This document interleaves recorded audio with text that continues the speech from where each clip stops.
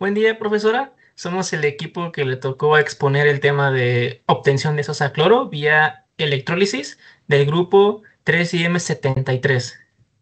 El equipo está conformado por Chiang Sam Esparza Ricardo, su servidor, mi compañera Flores Albino Erika Alejandra, mi compañera Mesa Nolasco Melanie Fernanda, mi compañera Ramírez Cortés Regina Viani y mi compañero Keimol Martínez Mario Alberto. Siguiente, por favor. Bien, pero para comenzar, ¿cuál es la importancia de la sosa y el cloro? Bueno, aquí tenemos sus características para comenzar, comenzando por la sosa, que es hidróxido de sodio. Es un sólido blanco, normalmente, a menos que esté en solución, y es muy alcalino, por lo tanto es corrosivo. Se utiliza mucho para fabricación de jabón, papel, productos de limpieza y para procesos. Es una base fuerte por lo que absorbe la humedad del aire y libera mucho calor cuando se disuelve en agua o se neutraliza con un ácido. Por parte del cloro, es un gas tóxico, un color amarillento verdoso con un olor característico irritante. Es muy utilizado a nivel industrial para químicos, medicamentos, productos de limpieza, para desinfectar el agua, entre otros muchos. Aquí tenemos dos imágenes de cada uno de los dos para visualizarlo más fácilmente. Siguiente, por favor. Bien, aquí tenemos unas imágenes que nos explican para qué se usa cada uno. Del lado izquierdo tenemos la sosa, que puede usar para galvanizados o para el curado de alimentos, entre muchos otros. El cloro, por su parte, puede ser desde fabricación de materias plásticas como el PVC, como desinfectantes, y ambos son muy buenos blanqueadores. Siguiente, por favor.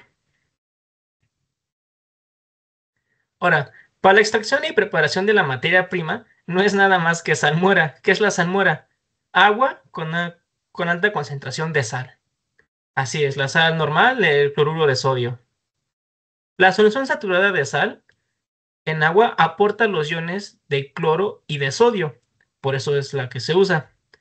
Ahora, el agua no puede ser cualquier tipo de agua, tiene que ser un agua desmineralizada e incluso puede llegar a ser necesaria que esté desionizada. Esto para proteger las celdas, dependiendo del proceso que se usen, que se van a explicar más adelante. Además, a las salmueras se le tienen que agregar activos purificantes. Como ahí dice, carbonato de sodio y la sosa cáustica son para reducir lo que es la dureza del agua, es decir, presencia de calcio y magnesio. Los floculantes lo que van a hacer es juntar todos esos sólidos y los van a precipitar para que sea mucho más fácil su filtrado.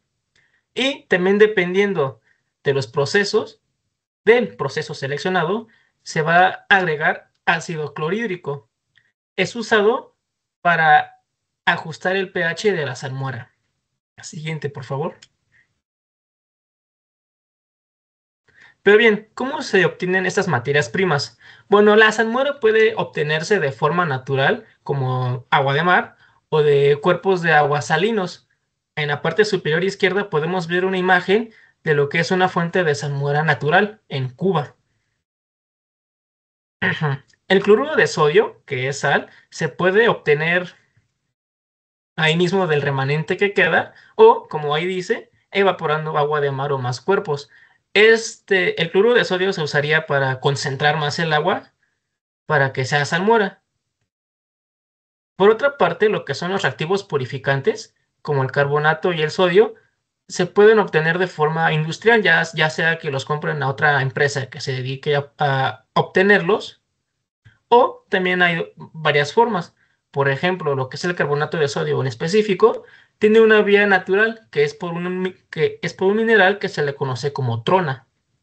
Por otra parte, la sosa cáustica, como es uno de los productos, pues le conviene mejor a la empresa reutilizar un poco para pues usarlo como un purificante. El ácido clorhídrico también lo pueden obtener ellos mismos, así la empresa. Depende de cada empresa, pero es posible ya que como se libera hidrógeno y cloro, lo pueden llevar a lo que se llama un horno de ácido clorhídrico para formarlo, y eso hacen que el gas sea absorbido por agua para que sea una solución líquida. Y los floculantes, que son polielectrolitos, se obtienen de la industria petroquímica. Siguiente, por favor. Pero muy bien, ¿cómo se prepara la salmuera, que es la materia prima principal? Bueno, del lado izquierdo de arriba dice inicio y hay dos formas de obtener la salmuera. Dice directamente de cuerpos de agua salinos o de salmuera pobre, es decir, que sea de un reciclado del proceso. Ya sea que sea necesario, se le van a agregar sal sólida para tener aproximadamente una concentración de 350 gramos de sal por cada litro de agua. Esta etapa se le conoce como saturación. Después se le van a agregar el carbonato de sodio y la sosa cáustica. Esta parte se le conoce como precipitación y es el tratamiento primario. Después se le van a agregar los floculantes, que es la clarificación y filtración, porque pasará por un filtro. Una vez filtrado pasará por una columna de resina. Resina quelante, que su función es atrapar las trazas microscópicas de dureza. En esta parte va a haber un intercambio iónico y es el tratamiento secundario. Finalmente, si el proceso lo pide, se le va a colocar el ácido clorhídrico para ajustar el pH entre 2 a 4 pH para proteger la membrana anódica. Esta parte se le conoce como acondicionamiento y es la acidificación. Y ya, la salmuera ya está lista para ir al proceso, es decir, a la celda. Siguiente, por favor.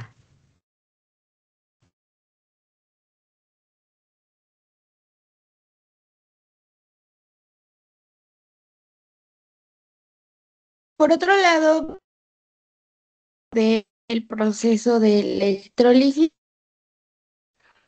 em, básicamente es formar una solución de salmuera en tres importantes productos que se ocupan a nivel industrial, como lo son el hidrógeno y la sosa cáustica. Para este proceso existen tres diferentes tipos de celdas. El más común es la de membrana.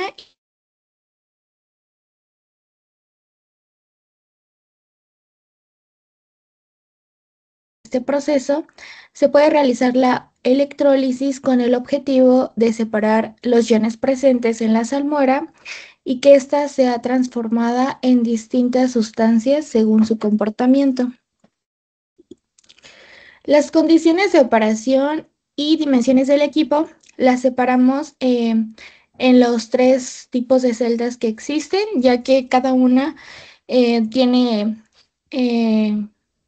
las suyas. Por ejemplo, para la celda de amalgama, que particularmente es muy común para la empresa de Norsk Hydro en Noruega, ocupa una temperatura de 70 a 75 grados centígrados con un voltaje de 4.2 a 4.6 volts y densidad de corriente de 7 a 10 kiloamperes sobre metro cuadrado.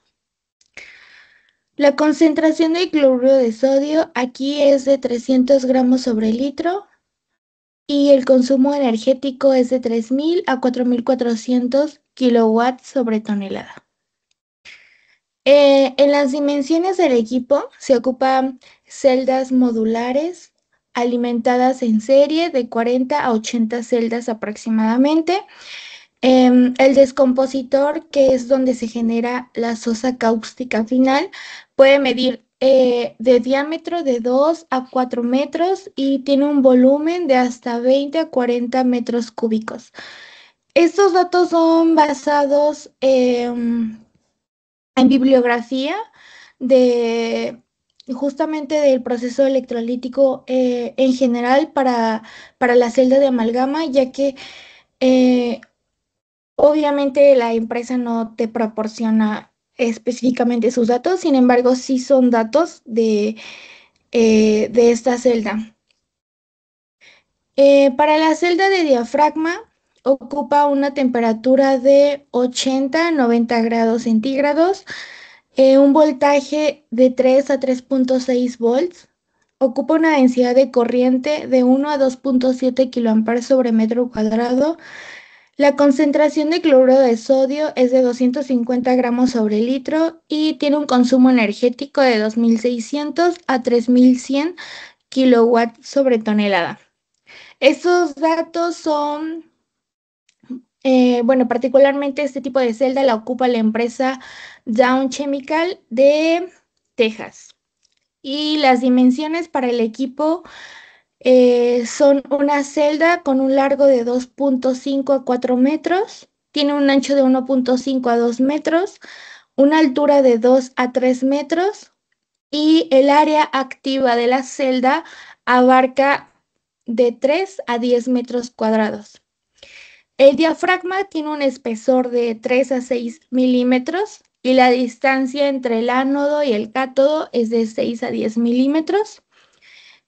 Ocupa unas baterías de 100 a 250 celdas por cada tren y los recolectores de cloruro ocupan racks de 3 metros de altura.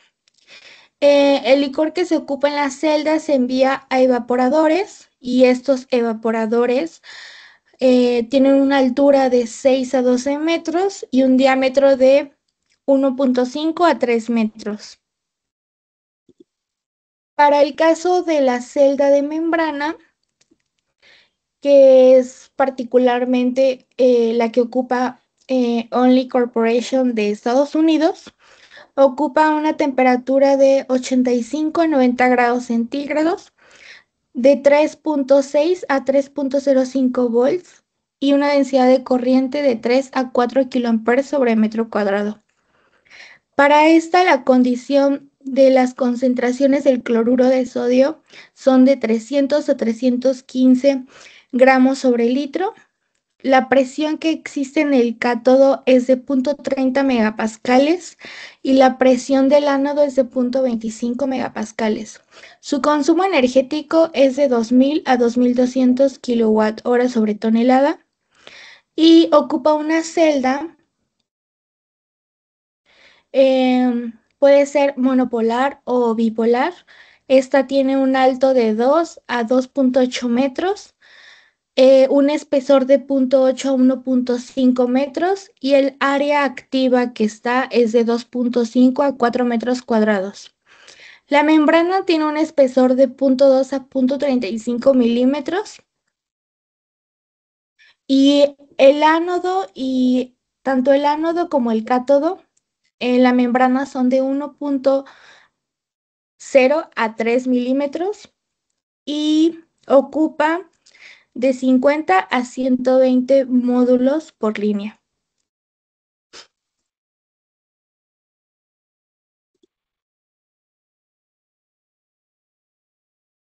Siguiente, por favor. Ok, retomando lo que mencionó mi compañero Ricardo y mi compañera Alejandra, hablaré sobre la parte de la celda de amalgama y su preparación de la salmuera. En la celda de amalgama, el principio de operación utilizan un ánodo de titanio recubierto con óxidos catalíticos. En el cátodo utilizan mercurio líquido que se forma una amalgama de sodio. La reacción la podemos visualizar y la amalgama luego reacciona con agua en un desamalgador. Ok. La salmuera es una solución de cloruro de sodio que se purifica para eliminar impurezas como calcio y magnesio, que interferirían con el proceso electrolítico. El resultado es una salmuera pura con una concentración aproximadamente de 300 gramos sobre litro. La salmuera pura se electroliza en el ánodo y se produce un gas cloro en el cátodo y en los iones sodio, reaccionando con los electrones y el mercurio para formar una amalgama de sodio. El mercurio fluye continuamente a través de la celda. La amalgama de sodio reacciona con agua pura en una unidad separada. Esta reacción produce hidróxido de sodio de alta pureza a un 50% de concentración y gas hidrógeno y se regenera el mercurio líquido que se recicla de vuelta a la celda electrolítica. En resumen, podemos obtener hidróxido de sodio a una concentración del 50%, cloro en una presentación de gas que se comprime en hidrógeno que se comprime y se quema y el mercurio que se recicla constantemente en el proceso. Siguiente, por favor. La celda de diafragma tiene un principio de operación en la separación entre el ánodo y el cátodo mediante un diafragma poroso que históricamente se ha utilizado de asbesto. El ánodo está hecho de titanio, igual con recubrimientos. El cátodo es de acero y de níquel y el agua fluye del compartimento anódico al catódico arrastrando sodio para evitar las mezclas de cloro. Ok, la preparación de la salmuera, al igual que el proceso de la amalgama, se purifica meticulosamente para eliminar los iones de calcio y de magnesio, ya que estas impurezas precipitan dentro del diafragma y reducirían la eficiencia del proceso. La electrólisis se lleva a cabo en las celdas equipadas con un diafragma poroso, que como dijimos, históricamente se hace mucho con asbesto, pero en la actualidad se utilizan polímeros avanzados. El ánodo está hecho de titanio, en el ánodo se produce el gas cloro y en el cátodo se forma hidróxido de sodio diluido en una concentración del 10 al 12% y gas hidrógeno. En el diafragma es crucial ya que permite el paso de los iones de sodio y de agua, pero bloquea el paso del cloro del compartimento anódico al catódico, evitando que el cloro reaccione con el hidróxido de sodio formando el líquido resultante del cátodo que se llama católito. El católito diluido tiene una concentración del 10 a 12% y se bombea a un sistema de evaporadores de múltiple efecto. La evaporación del agua concentra la solución hasta alcanzar aproximadamente un 50%. A medida de que la solución se concentra, el cloro de sodio residual, que es menos soluble que el hidróxido de sodio, concentrado en agua pura y se precipita y se retira mediante la filtración. En resumen, el hidróxido de sodio es una solución concentrada de 50% que contiene todavía una pequeña cantidad de cloruro de sodio, a diferencia del proceso de la amalgama que produce hidróxido de sodio puro. Igual se genera cloro a partir de una presentación de gas y se licúa para su comercialización y el hidrógeno que se comprime y se usa como fuente de energía. La siguiente, por favor. En la cena de membrana su principio de operación es una separación mediante membranas o un intercambio catiónico, solo que permite el paso de sodio y bloquea los iones de cloro e hidróxido. El ánodo está hecho de titanio con recubrimientos y el cátodo de níquel o de acero niquelado y produce hidróxido de sodio muy puro en una concentración de 30 o 32% directamente. La salmuera, esta es la etapa más crítica, ya que la salmuera se somete a un riguroso proceso de purificación que incluye la filtración fina de resinas e intercambio iónico para asegurar que las concentraciones de impurezas como el calcio y el magnesio estén por debajo de las 20 partes por millón. Esta pureza extrema es esencial para proteger la delicada membrana polimérica. La salmuera ultrapura se introduce en las celdas divididas y por una membrana de intercambio catiónico. Esta membrana selectiva solo permite el paso de los iones de sodio desde el comportamiento anódico y catódico, bloqueando completamente los iones de cloruro y los iones de hidróxido. El ánodo produce gas cloro y en el cátodo se forma una solución de hidróxido de sodio con una concentración inicial del 30 a 32%, además de gases de hidrógeno. La concentración, ya que es alta y se requiere una concentración estándar industrial del 50%, que se utiliza en los evaporadores.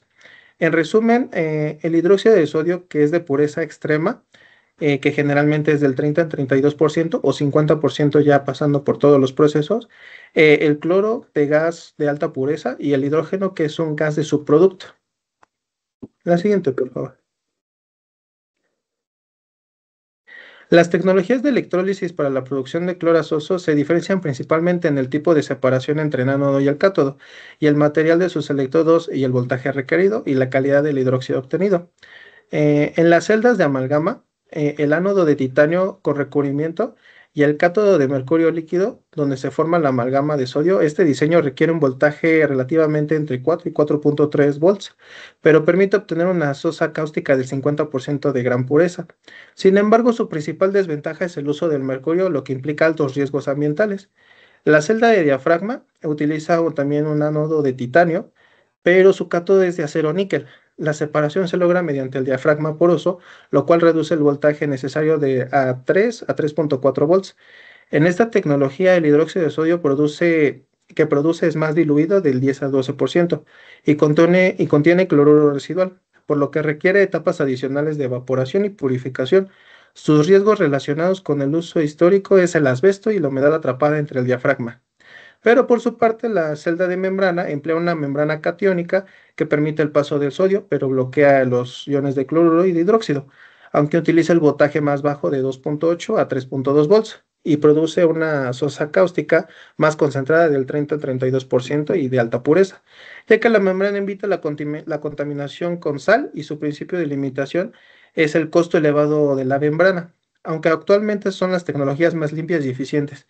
En conjunto, las tres tecnologías operan al mismo principio electroquímico básico, pero se difieren en la eficiencia energética y en la calidad del hidróxido de sodio obtenido y en los riesgos acondicionados a la materia de operación. La siguiente.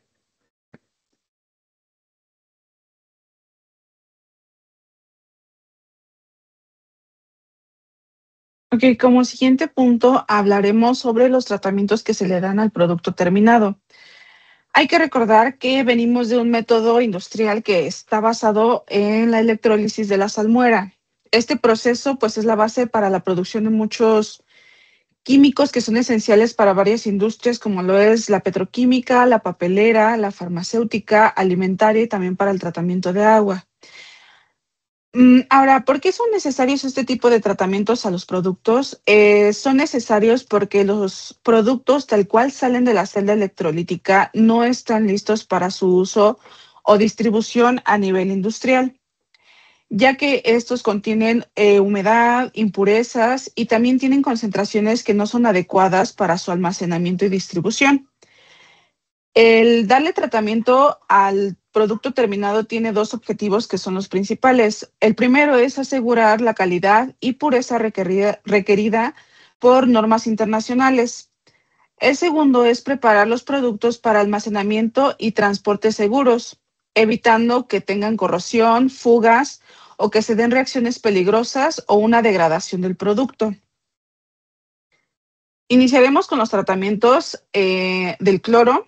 En este caso, pues, el cloro debe de tener un tratamiento químico, ya que en caso de que no se le dé uno después de salir de la celda, o bueno, de la electrólisis, tendríamos consecuencias como lo es una corrosión severa, formación de ácidos corrosivos como es el ácido clorhídrico y el ácido hipocloroso, que son pues ácidos muy fuertes. También puede provocar daños a válvulas, a bombas e intercambiadores de calor. Obviamente esto se resume a un daño al equipo. También se podrían tener riesgos de fugas, fallas o accidentes mayores.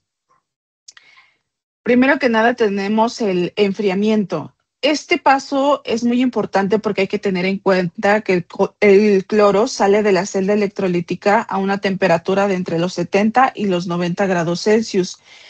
Esta temperatura va a depender del tipo de celda que se haya utilizado para su producción. ¿Por qué es importante enfriar el cloro?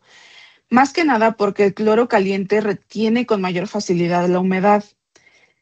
Y pues la humedad es algo que no se requiere en el cloro. El enfriamiento también nos va a permitir que la humedad condense y se facilite su remoción. Va a reducir el volumen del gas y va a facilitar los tratamientos posteriores que se le van a dar a este producto. También es necesario el enfriamiento para mejorar la eficiencia del secado químico, que es un paso que veremos más adelante. Los equipos que son utilizados para este paso son los intercambiadores de calor de placas, enfriadores de carcasa y tubo y torres de enfriamiento por contacto directo. Este es un paso en el que más que nada se eliminan gotas grandes de agua o salmuera que se hayan arrastrado desde la celda. Por lo tanto, es el primer paso o es el más importante para iniciar con este tratamiento post-celda. Después tenemos el filtrado y la separación de aerosoles. Después del enfriamiento, el cloro debe de pasar por un sistema de separación de niebla donde se van a retener aerosoles de agua, microgotas de salmuera, trazas de hidróxido de sodio y cloruro de sodio, también como oxicloruros y óxidos. hay que tener en cuenta que estos aerosoles no pueden llegar a la etapa del secado químico porque consumirían el ácido sulfúrico, que es el ácido que se va a utilizar para la parte del secado, ya que si se llega con esta cantidad de aerosoles o agua, pues el ácido se va a diluir y va a disminuir la eficiencia del secado químico. Los equipos que son utilizados para el filtrado y la separación son eliminadores de niebla tipo malla, filtros de lecho empacado, colectores ciclónicos y separadores de gota. Para el secado químico, ¿por qué es importante? Porque el cloro húmedo, como ya lo mencionamos anteriormente, puede formar ácido clorhídrico al contacto con agua, también puede formar el ácido hipocloroso, que es altamente oxidante. Es extremadamente corrosivo para lo que es acero, bronce, cobre y otras aleaciones y puede dañar el sistema completo en cuestión de horas si no se le da este tratamiento adecuado. Por ello, la norma industrial exige que la humedad final o al producto terminado del cloro sea menor de 30 partes por millón de agua, ya que si se supera este límite, pues obviamente tendremos las consecuencias que ya mencionamos anteriormente. Para llevar el secado químico, pues se utiliza torres de secado con ácido sulfúrico, en la que pues se realizan una o varias torres empacadas en donde el cloro gaseoso obviamente va a ascender y el ácido sulfúrico concentrado va a descender. La concentración típica del ácido se toma entre un 80 y un 99% en peso, aunque pues la concentración más común a nivel industrial que se toma es del 93 al 98 para garantizar pues una eficiencia más alta, porque el ácido va a absorber el agua del gas y este va a generar calor. Por lo tanto, pues las torres deben de estar enfriadas con recirculación. Los parámetros que vamos a utilizar son temperatura del cloro de entrada debe de estar entre 20 y 30 grados Celsius, una temperatura del ácido de entre 25 y 40 grados Celsius, el caudal de recirculación del ácido alto para absorber pues más humedad y se utilizan empaques de anillo tipo PAL, empaques cerámicos y mallas metálicas. ¿Cuántas torres se usan? Pues depende de la pureza que se requiera, porque muchas plantas usan doble torre, que es para secado grueso y secado fino. El secado grueso es el secado que se le da al inicio, es el secado inicial, y el secado fino, pues es el secado final.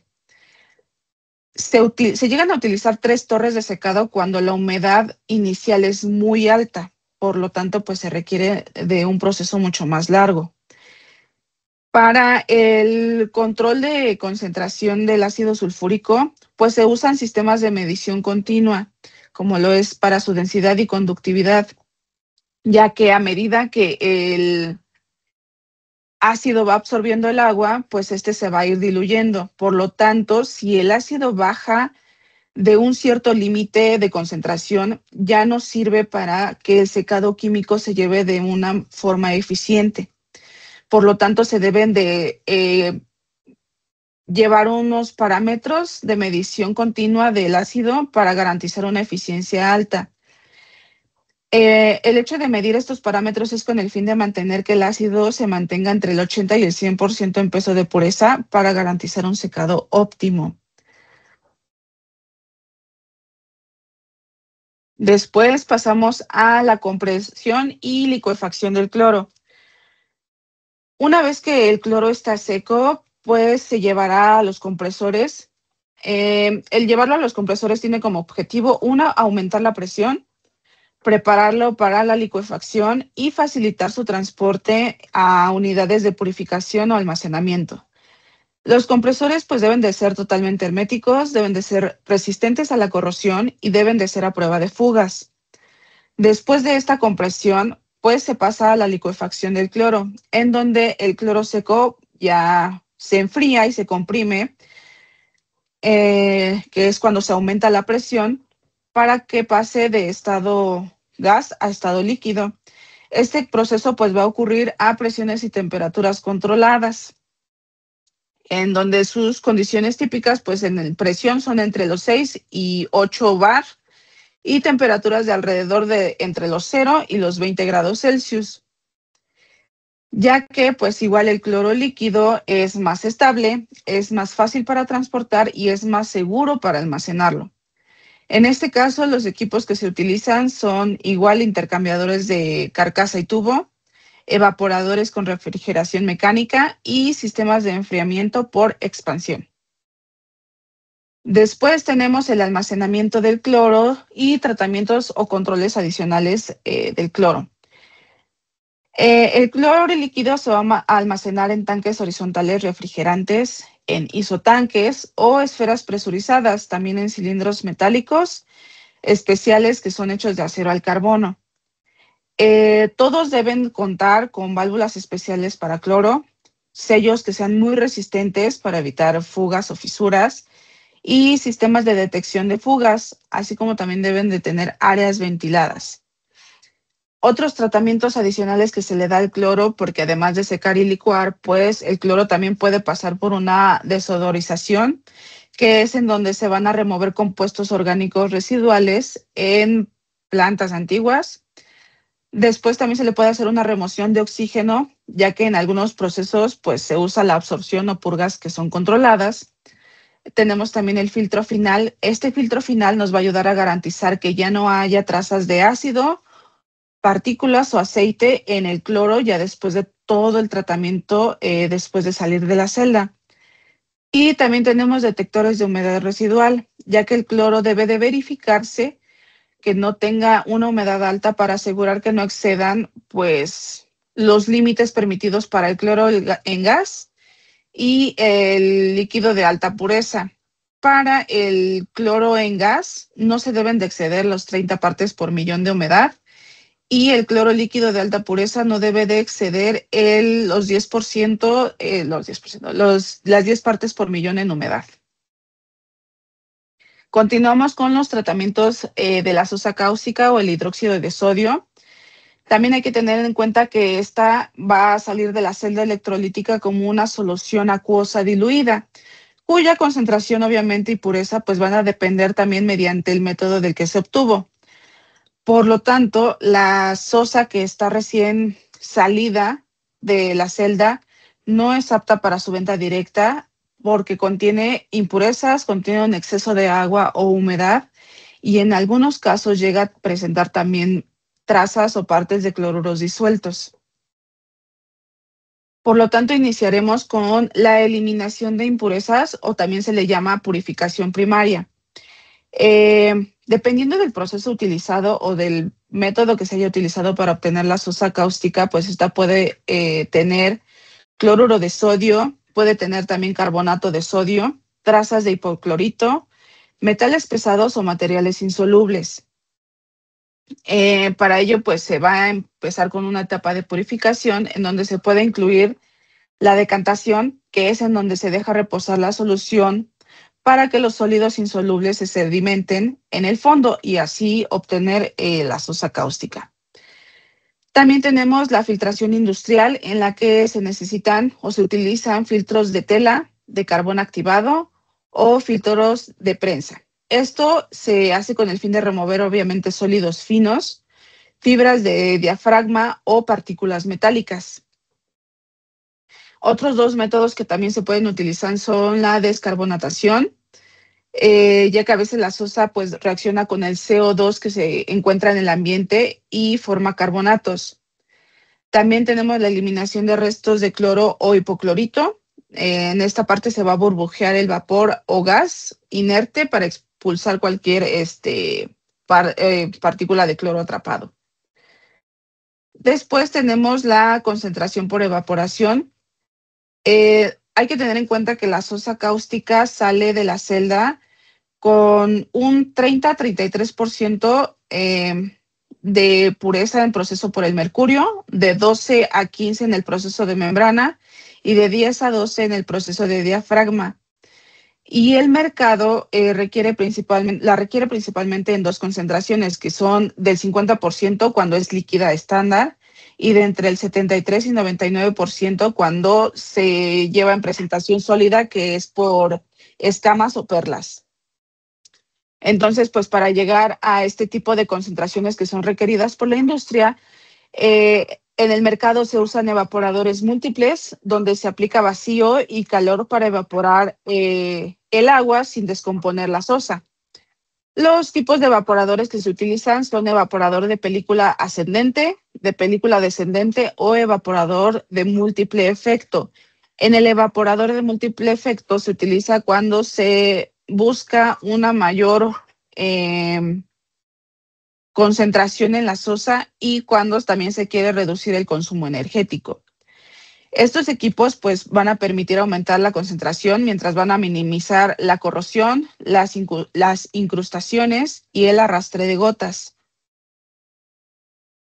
Después tenemos el refinamiento químico, ya que está concentrada la sosa, también puede recibir un tratamiento final o posterior para garantizar una estabilidad, en donde se dará una desgasificación, que es la eliminación de gases atrapados que puedan generar una presión no deseada en los tanques de almacenamiento o de transporte.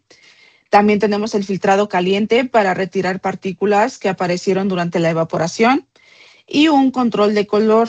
Esto porque algunas plantas incorporan carbón activado o filtros especiales para garantizar que la sosa sea de un color claro o un color blanco que es característico en la sosa cáustica. Por lo tanto, después tenemos el formato sólido, ya que al menos el 50% de la sosa que se produce se envía a unidades de solidificación para producir la sosa en escamas, la sosa en perlas, que las podemos ver en las imágenes de abajo, o sosa en microesferas. El método más común que se utiliza en el mercado es por tambor rotatorio, que es el equipo que tenemos del lado derecho. En ese equipo se va a introducir la sosa en estado líquido y obviamente como es por contacto indirecto, este tambor rotatorio se le va a introducir agua fría a través de las paredes, por lo tanto con el choque térmico la sosa cáustica va a comenzar a solidificarse y se va a quedar pegada en las paredes de este tambor rotatorio.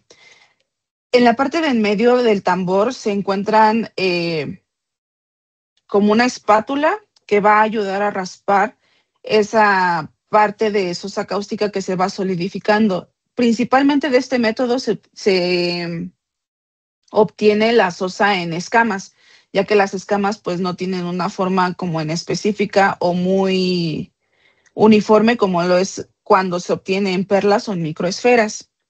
Otros métodos también son la atomización en torres y el prensado de pastillas o bloques. Este tipo de sosa se usa cuando se requiere manipulación sin riesgo a derrames, que el transporte se busque que sea más seguro y cuando no se desea cargar grandes volúmenes de agua. Para su almacenamiento y control de calidad, pues antes de su envío, obviamente la sosa debe de pasar por una serie de análisis y controles para garantizar que cumpla con todos los requerimientos que garanticen la seguridad y un uso adecuado.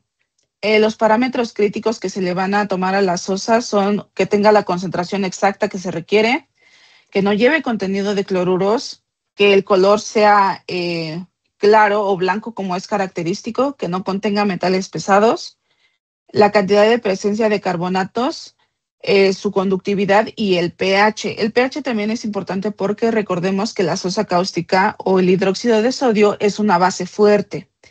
Y de la misma forma que como los ácidos nos queman, al ser una base fuerte, pues también llega a generar quemaduras al contacto con la piel si no se lleva un manejo adecuado de este producto. Para sus condiciones de almacenamiento, pues se utilizan tanques de acero inoxidable o aleaciones que sean resistentes, tanques calentados para mantener una fluidez del producto y también se utiliza una atmósfera controlada para evitar la absorción de CO2 del ambiente. También pues recordemos que la sosa es higroscópica, es decir, que es un producto que absorbe la humedad y el CO2 del aire con mucha facilidad, por lo que debe de manipularse con sumo cuidado.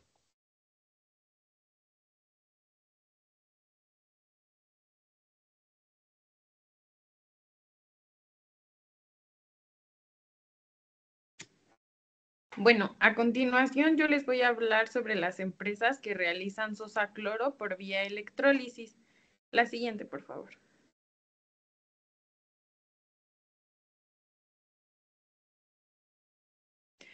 Quise abarcar 4 empresas que hacen sosa cloro por vía electrólisis, pero cabe aclarar que también hay muchas más empresas que realizan este producto.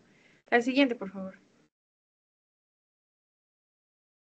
La primera es Iquiza. Iquiza es Industria Química del Istmo S.A.D.C.B. Esta se fundó en 1967 y comenzó sus operaciones ese mismo año en Coatzacoalcos, Veracruz. Esta pertenece a la división de productos y especialidades químicas del grupo empresarial CITSA, junto con otras compañías. Y quizá los productos que fabrica son el cloro líquido, la sosa cáustica líquida y sólida en grado membrana y grado rayón. También hace cloro en cilindros, hipoclorito de sodio, la potasa cáustica, ácido clorhídrico sintético y el ácido muriático. También algunas aplicaciones en las que están los productos de Iquiza es en la industria química, petroquímica, tratamiento de aguas, la petrolera, celulosa, papel, pesticidas, blanqueadores, jabones, detergentes, embotelladoras, minerometalurgia, plásticos, pigmentos y pinturas. El cloro que ofrece Iquiza se ofrece en estado líquido o a granel. Este se transporta en carros o tanques de ferrocarril, también en isocontenedores, cilindros y contenedores. La sosa cáustica en grado rayón y membrana se ofrece líquida o en gránulas.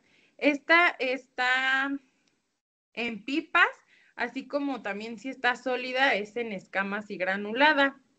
El hipoclorito de sodio es de alta calidad y pureza.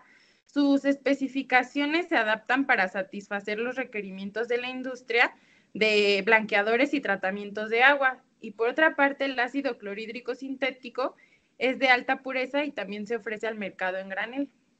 La siguiente, por favor.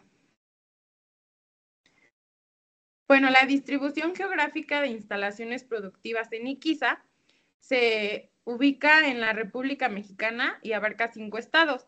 El primero es Sonora, es la planta que se encuentra en Hermosillo y esta fabrica cloro, sosa cáustica y algunas especialidades derivadas. En Nuevo León hay 2 plantas, una se encuentra en la planta noroeste, esta fabrica cloro y sosa cáustica, y hay una en Monterrey. Esta se dedica a la producción y comercialización de gases refrigerantes.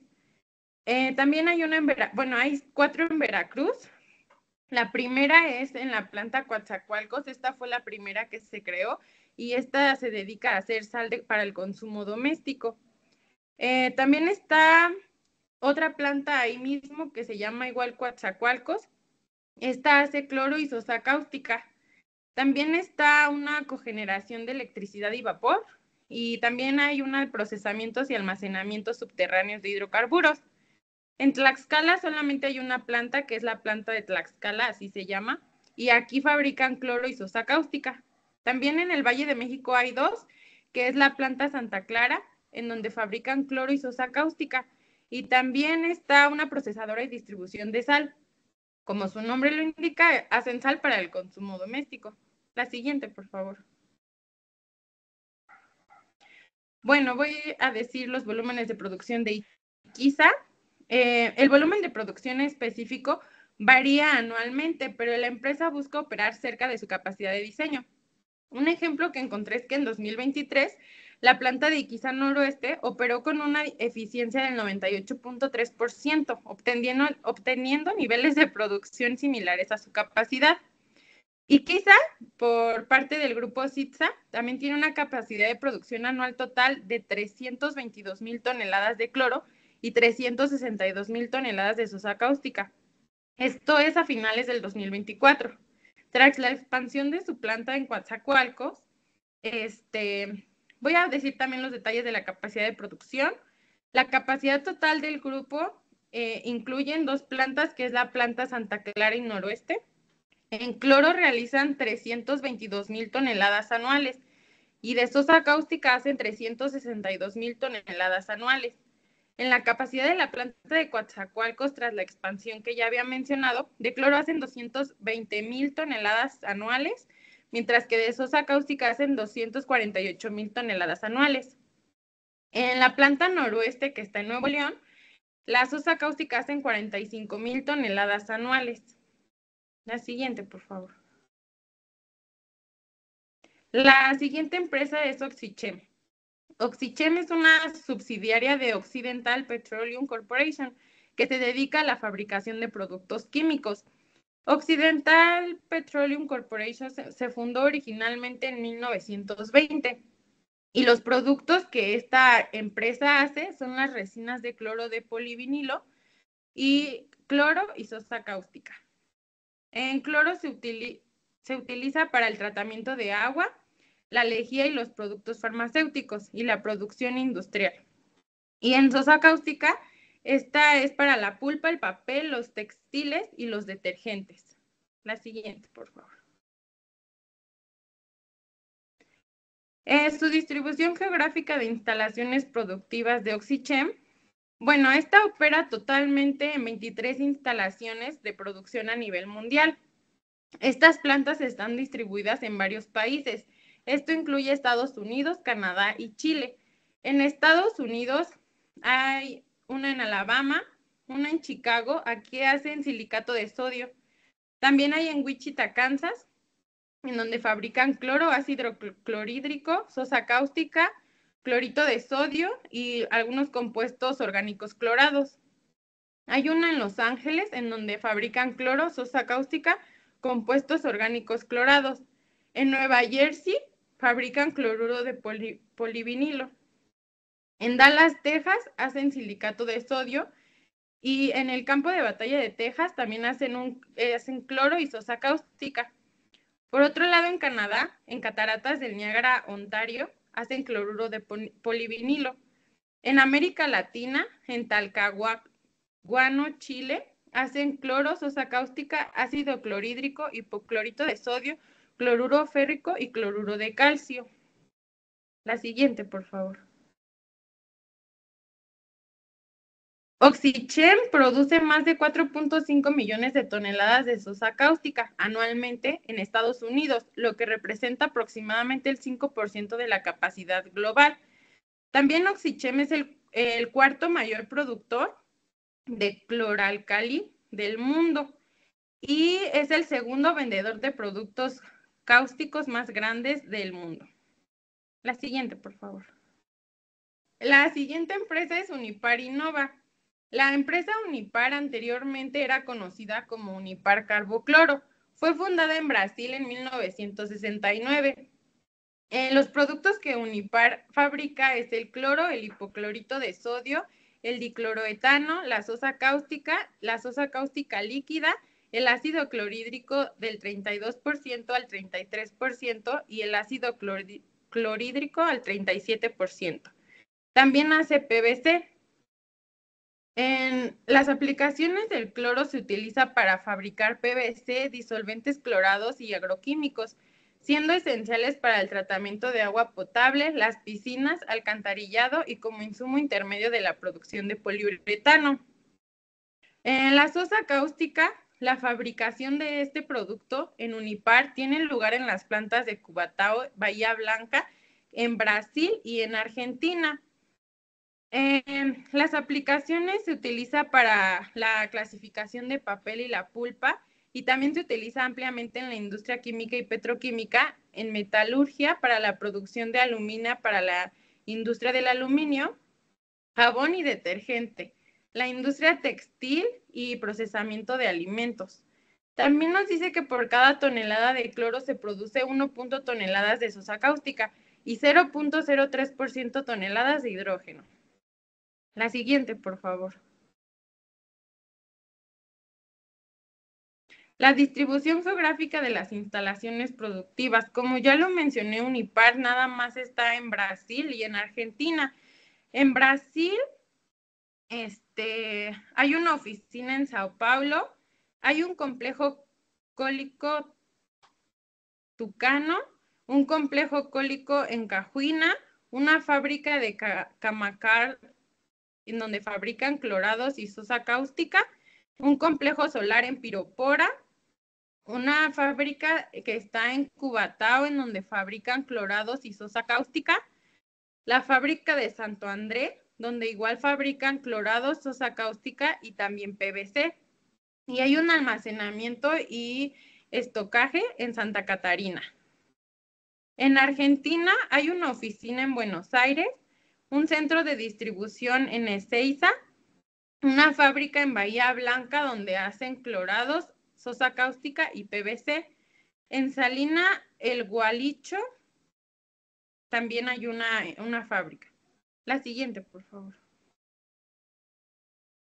Los volúmenes de producción de Unipar Innova en Brasil hacen 564,000 toneladas de cloro, mientras que en Argentina hacen 165,000 toneladas, y esto nos da un total de 729,000 toneladas.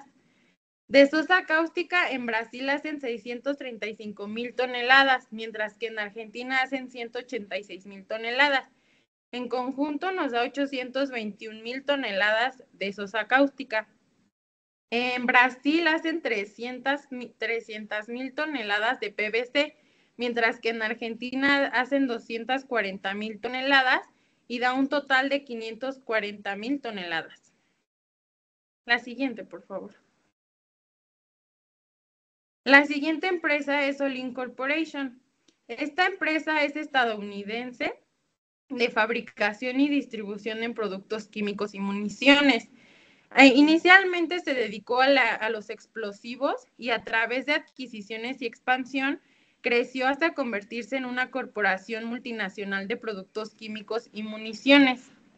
Se fundó en 1892 por Franklin Olin en East Alton, Illinois, como un pequeño proveedor de pólvora. En 1896, Madison Chemical Corporation construyó la primera planta de cloroalcali en los Estados Unidos. En 1954, Olin Industries se fusionó con Madison Chemical Corporation para formar Olin Madison Chemical Corporation. Y así integraron el negocio químico, incluyendo productos de cloro y sosa cáustica a la corporación. Productos que realiza Olin es la producción de epoxis y productos de cloro alcalino y vinilo. Los productos químicos producidos incluyen cloro y sosa cáustica, vinilos, epoxis, compuestos orgánicos, clorados, lejía y ácido clorhídrico. La siguiente, por favor. Su distribución geográfica de instalaciones, pues bueno, aunque la sede principal de Olin se encuentra en Clayton, Missouri, en Estados Unidos, emplean a casi 7,700 personas y operan en más de 15 países, atendiendo a clientes en casi 100 países de todo el mundo. En Norteamérica es el número 1 productor del ácido clorhídrico en grado quemador. Es el número 1 productor de resinas epóxidas en América del Norte. También es más diversificado sobre el cloro de cualquier producto que hay en América del Norte. Emplea a 6,700 personas. Es el número 1 fabricante de objetivos de arcilla en América del Norte. Y está ubicado en más de 25 estados. Fabricantes y proveedores número 1 a nivel mundial de pequeño calibre en los Estados Unidos. En Latinoamérica, es el único productor de resinas epoxis en América Latina. Es el número 1 vendedor de resinas epoxi. Tiene a más de 15 países como clientes. En sus centros comerciales, laboratorios y sitios de producción se encuentran en Sao Paulo, Brasil, en Guarujá, Brasil y en Ciudad de México. Emplea a 100 personas y su sede está en Sao Paulo, Brasil. En Europa, Oriente Medio, África e India es el número 1 productor de resinas epoxi, más de 600 clientes en más de 60 países, 4 sitios de fabricación en Alemania e Italia, y emplea a 630 personas en sus 4 centros de innovación. En Asia y el Pacífico, el centro de innovación se encuentra en Shanghái, China. Emplea a 160 personas y 200 clientes en toda la región de Asia del Pacífico.